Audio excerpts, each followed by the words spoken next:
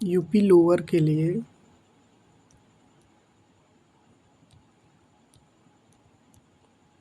20 objective question देख लेते हैं। हिस्ट्री के ये क्वेश्चन हैं, ये पीवाईक्यू में आए हुए हैं लोअर पीसीएस के।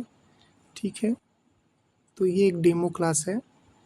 ठीक है, लोअर पीसीएस के लिए कह रहा है भगवान बुद्ध ने अपना प्रथम उपदेश कहाँ दिया था, तो ये सारनाथ में दिया था। ठीक है, सर्वाधिक उपदेश की बात करेंगे, श्रावस्ती में बात करेंगे तो श्रावस्ती हो जाएगा। और श्रावस्ती जो है यूपी में सबसे कम लिटरेसी वहीं की है। ठीक है, श्रावस्ती की। सारनाथ कहाँ है? सारनाथ जो है आपका वाराणसी में है। ठीक है, ये आपको याद रखना है, वाराणसी। वाराणसी में आईआईटी बीएचयू है और बनारस हिंदू विश्वविद्यालय भी है। ठीक है, ऑप्शन नंबर भगवान बुद्ध वाला जो हो जाएगा ऑप्शन नंबर बी हो जाएगा। और याद रखिएगा जो काला नमक है वो भगवान बुद्ध का प्रसाद है, ये बलिया वाले क्षेत्र में होता है। ठीक है, वैसे बलिया क्षेत्र में होता है, सिद्धार्थ नगर है इसका काला नमक के लिए, लेकिन बलिया वलिया में भी लगाया जाता है। ठीक है, अगला क्वेश्चन है इलाहाबाद। क्वेश्चन क्या कह रहा है इलाहाबाद की संधि के परिणाम स्वरूप कंपनी को किसका अधिकार प्राप्त हुआ? निजामत, दीवानी, व्यापारी, एकाधिकार, न्यायिक। तो राइट आंसर क्या हो जाएगा? दीवानी। दीवानी जो है इसका करेक्ट आंसर हो जाएगा, ऑप्शन नंबर बी करेक्ट हो जाएगा। अगले क्वेश्चन की ओर बढ़ते हैं। हमारा अगला क्वेश्चन है, कह रहा है कल्हड़ के द्वारा क्या लिखी गई है? देखिए, कल्हड़ के द्वारा राजतरंगिणी लिखी गई है। ठीक है, जिसमें जम्मू कश्मीर का इतिहास है हर्षचरित ने बाणभट्ट लिखी है, पृथ्वीराज रासू ने चंदबरदाई लिखा है। ये आपको याद रखना है। चलिए, बक्सर की युद्ध की बात कर रहा है, तो बक्सर का युद्ध 1764 में हुआ। अंग्रेजों का सामना किससे हुआ? मीर कासिम शुजाउद्दौला शाह आलम द्वितीय से हुआ। ठीक है, ऑप्शन नंबर बी यहाँ पे करेक्ट हो जाएगा। ऑप्शन नंबर बी हम करेक्ट करके चल रहे हैं, अगले क्वेश्चन की ओर बढ़ रहे हैं। अगला हमारा क्वेश्चन है, कह रहा है निम्न में से किस शासक ने दीन इलाही?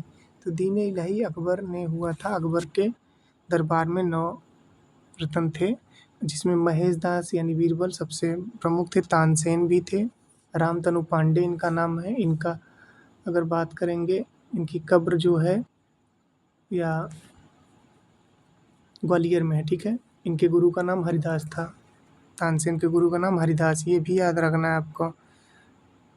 ठीक, छठा नंबर क्वेश्चन है, अशोक के अभिलेख मुख्यतः किस लिपि में लिखे गए हैं? देवनागरी लिपि आपको पता होगी, ब्राह्मी पता है, शारदा पता, खरोष्ट पता है, गुरमुखी लिपि पता है, फारसी पता है। तो अशोक जो है ये ब्राह्मी, और पढ़ा किसने था? जेम्स प्रिंसेप ने पढ़ा था। ठीक है, ये भी आपको याद रखना है।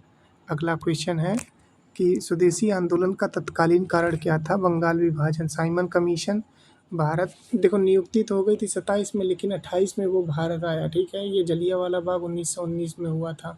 जनरल डायर ने गोली चलवाई थी, रालेट एक्ट 1919, 13 अप्रैल 1919। डेट थोड़ा सा देख लीजिएगा। अगला क्वेश्चन है, आर्यभट्ट ने कौन सा ग्रंथ लिखा है? तो आर्यभट्टी लिखा है लीलावती। लीलावती जो संबंधित है वो गणित की एक पुस्तक है। ठीक है, गणित से संबंधित है लीलावती।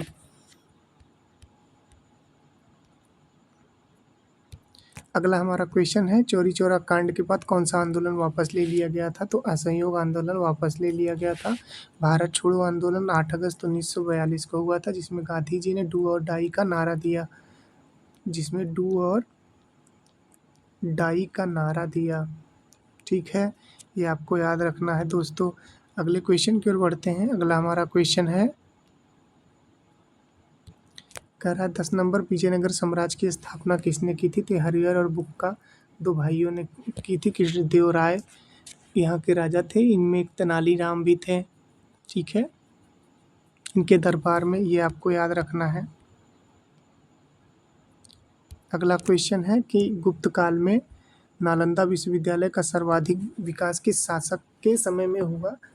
तो कुमारगुप्त प्रथम के शासन काल में हुआ। ठीक है, आपको याद रखना है, भारत का नेपोलियन किसे कहा जाता है? ये भी क्वेश्चन पूछा गया है आपका लोअर में। ठीक है, एकता प्रणाली का सर्वाधिक विकास किस शासन के काल में हुआ? तो इल्तुतमिश। ठीक है, इल्तुतमिश के शासनकाल में हुआ। अगले क्वेश्चन की ओर बढ़ते हैं। हमारा अगला क्वेश्चन कह रहा है कि निम्नलिखित में से कौन सा विद्रोह सबसे पहले हुआ? संथाल, कोल, सन्यासी, भील। ठीक है, तो राइट आंसर क्या हो जाएगा? सन्यासी। अगले क्वेश्चन की ओर बढ़ते हैं। अगला क्वेश्चन है हमारा, पानीपत का तीसरा युद्ध मराठों और अहमद शाह अब्दाली के बीच हुआ था 1776 में। पहला कब हुआ? 1526, 1556, ये आपको याद रखना है। ठीक है, नेक्स्ट क्वेश्चन है कि अल्बर्नी भारत किसके साथ आया था? राइट आंसर हो जाएगा मोहम्मद गजनवी के साथ आया था। अगला प्रश्न है, भारत छोड़ो आंदोलन का प्रस्ताव कहाँ पारित हुआ? तो ये मुंबई में पारित हुआ था 8 अगस्त 1942 को भारत छोड़ो आंदोलन हुआ था, जिसमें गांधी जी ने डू और डाई का नारा दिया था। करो या मरो का नारा गांधी जी ने दिया था। गांधी जी की एक पुस्तक है माई एक्सपेरिमेंट विथ ट्रूथ। ठीक, चलिए, निम्नलिखित में से कौन सा नगर सिंधु घाटी सभ्यता का बंदरगाह है? तो लोथल गुजरात में है, कालीबंगन राजस्थान में है, राखीगढ़ी आपको पता ही होगा कहाँ पे है, बहुत ही फेमस जगह है। शेरशाह सूरी ने किस सड़क का निर्माण कराया? तो ग्रांड ट्रंक रोड का निर्माण कराया दिल्ली से कोलकाता ते।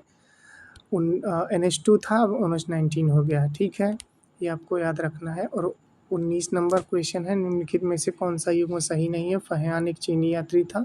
गुप्त काल, ह्वेनसांग, हर्ष काल, मेगास्थनीज, मौर्य काल, इब्न बतूता, अकबर काल। तो जो इसमें राइट आंसर होगा वो फहियान गुप्त काल सही है, ह्वेनसांग हर्ष, ठीक है, मेगास्थनीज भी सही है।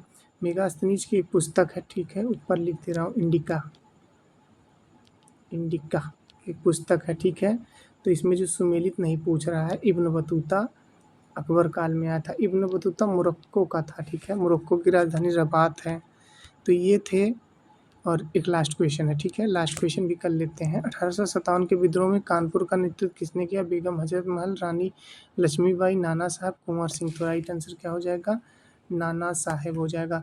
एक चीज़ आपको बताना चाहेंगे कि झांसी की रानी लक्ष्मीबाई का जन्म जो हुआ था वाराणसी में हुआ था। कंफ्यूज बहुत लोग होते हैं कि झांसी में हुआ था, लेकिन इनका जो जन्म हुआ था वो वाराणसी में हुआ था। ठीक है, तो ये थे आपके टॉप मोस्ट लोअर पीसीएस के क्वेश्चन।